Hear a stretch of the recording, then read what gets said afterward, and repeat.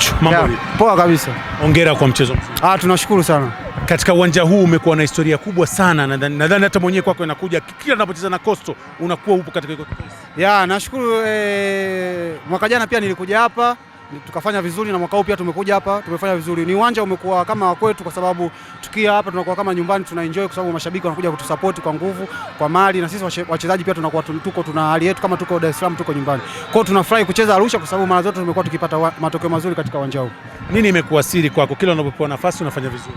Nadhani chachu ni kusikiza maelekezo ya walimu na wenzangu, kwa sababu bila wenzangu siwezi kufanikiwa. Kwa hiyo ninapokuwa kwenye game wenzangu wanakuwa pale ninapokosea wananisahihisha na maelekezo ya mwalimu, kwa hiyo tunaweza kufanya kazi kwa pamoja vizuri kabisa.